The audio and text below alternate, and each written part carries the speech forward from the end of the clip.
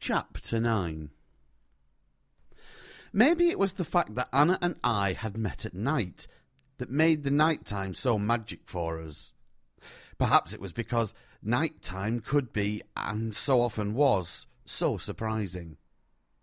The multitude of sights and sounds of the daytime got down to manageable sizes at night. Things and sounds became separated at night. They didn't get muddled up with everything else that was going on, and things happen in the dark that couldn't possibly happen in the daylight. It's not impossible to have a conversation with a lamppost at night. Do the same thing in the daytime, and they would take you off in a padded van. The sun is nice, said Anna, but it lights things up so much that you can't see very far. I agreed that sometimes the sun was so dazzling that on occasions one was quite blinded by it. That wasn't what she meant, though. Your soul doesn't go very far in the daylight, 'cause it stops where you can see. That supposed to make sense? I asked. The night time is better. It stretches your soul right out to the stars, and that, she pronounced, is a very long way. In the night time, you don't have to stop going out. It's like your ears. In the daytime, it's so noisy you can't hear. In the night time, you can. The night time stretches you. I wasn't going to argue with that one. The night time was the time for stretching, and we had often stretched ourselves. Mum never batted an eyelid over our nighttime rambles. Mum knew that stretching was important, and Mum had been a past master of the art of stretching. Given half the chance, she'd have been there with us. Have a nice time, she'd say, and don't get too lost. She didn't mean in the streets of London town. She meant up among the stars. You don't have to explain to Mum about getting lost among the stars. Mum reckoned that getting lost and finding your way were just different sides of the same coin. You couldn't have one without the other. Mum was something of a genius. Certainly, she was a mum in a million. Why don't you go out, she used to say. It's raining hard. Or it's blowing a gale. Whatever mischief the weather was getting up to, Mum suggested that we would go out, just for fun, just to see what it was all about. Outside in the streets, windows were being flung open and other mums would be yelling for their various Freds and Berts, Bettys and Sadies to come in out of that rain. You'll be soaked to the skin. Come storm or tempest, rain or snow, daytime or nighttime, we'd always be encouraged to go out and try it. Mum never protected us from God's works, as she called them. Mum protected us for a while from ourselves. She'd light up the big copper so that there was plenty of supply of hot water when we came home. She did it for years, until she figured out we'd got enough sense to do it for ourselves, and then she stopped.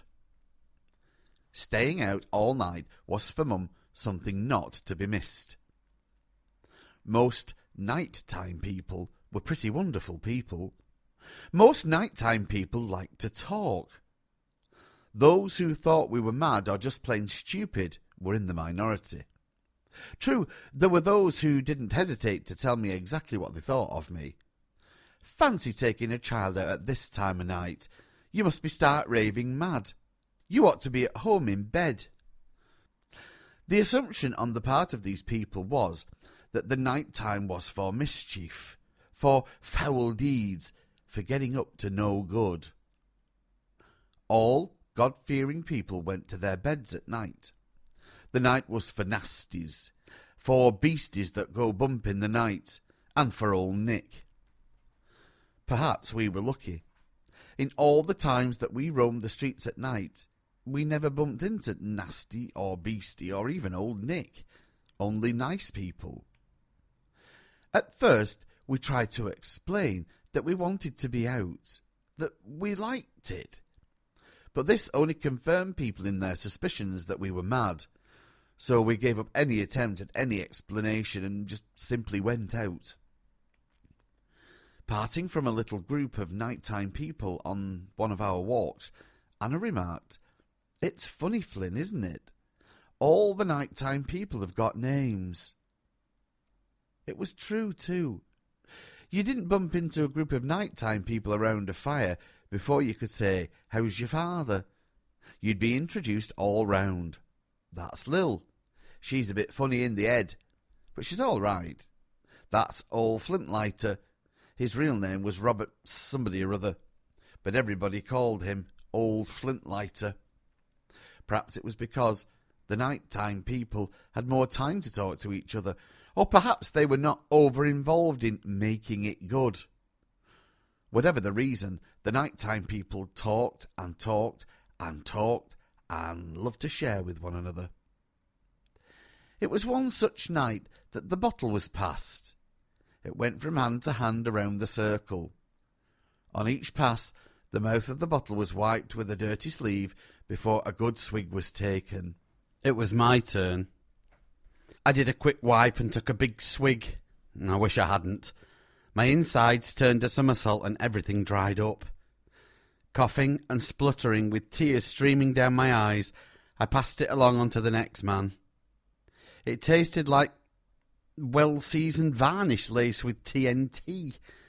1 mouthful was an experience, 2 was a punishment, and 3 was certain slow death. "That your first time, cock?" said old Flintlighter. "Yes," I gasped, "and me last." "It gets better as you go on," said Lil. "What the hell do you call it?" I was getting my breath back. "That's Red Biddy, that's what it's called," said old Flintlighter. "It keeps the cold out when it gets a bit parky." "It tastes like petrol to me," I said. Old Lil cackled.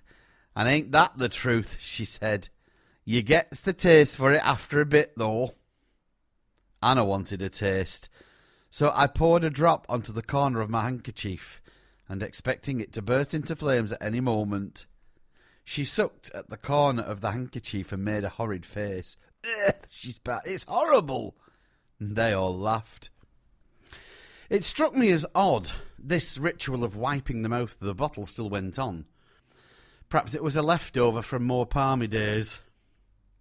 Certainly no germ could get within a foot of it without curling up. After that experience, we never drank anything else but tea or cocoa. We'd sit on old oil drums or wooden boxes and drink tea from battered old tin mugs, cooking our bangers on the ends of sticks and talking. Convict Bill, from way down under, told us of his adventures before the mast. Convict Bill had had so many extraordinary adventures, he must have had at least 4 man-size adventures per day. What did it matter if they weren't all true? What did it matter if they weren't adventures at all? What did it matter if they were all adventures of the imagination? It was pure genius, pure poetry. It was true. The stars stretched a person out. The stars broke open his prison of a box and let the imagination roam. Anna, on her oil drum throne, was always and everywhere the centre of attention. Her face radiant in the fire's glow as she listened to the adventures of the night-time people. Her contributions to these occasions varied. A little dance, a little song, or a bit of a story. On one such night, Anna began a story. Old Flintlighter picked her up and stood her on a packing case. There she stood, with the eyes of a couple of dozen night-time people fixed on her. She told the story of a king who was about to have someone's head chopped off, but had a sudden change of heart when he saw the smile of a little child. All the heads nodded in unison, and Convict Bill said, "Ah, pretty powerful stuff a smile is. Why, it reminds me of the time," and he was launched on some new and fantastic adventure. It was a chilly April night when we first met Old Woody. Old Woody commanded great respect from the night-time people. obviously well educated, well mannered, and utterly content with his life. Old Woody was as tall and as straight as a beanpole. Hawk-nosed, bearded, and with eyes that focused somewhere near off to infinity, I think. His voice was like roasted chestnuts, warm and brown. When old Woody smiled, it just touched the corners of his mouth. But it wasn't there that you looked for his smile. It was in his eyes.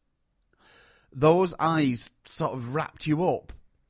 Those eyes were full up with good things, and when he smiled, why, they were just poured out all over you. As we stepped into the light of the fire, old Woody looked up and sized us up for a minute or two. Nobody spoke. His eyes passed from my face to Anna's, and there they stuck. With a smile, he held out his hand to Anna, and she went across to him and held it. For a long, long moment they stared at each other, showering each other with good things, and smiling fit to burst. They were two of a kind. They didn't need to use language. The exchange was immediate and complete. Standing Anna in front of him, he looked her over once more. "You're a bit young for this, aren't you, little one?" Anna held her silence, testing and probing old Woody. He didn't demand an answer. He wasn't anxious. He was prepared to wait. He passed the test, so he got his answer. "I'm old enough to live, mister," said Anna quietly.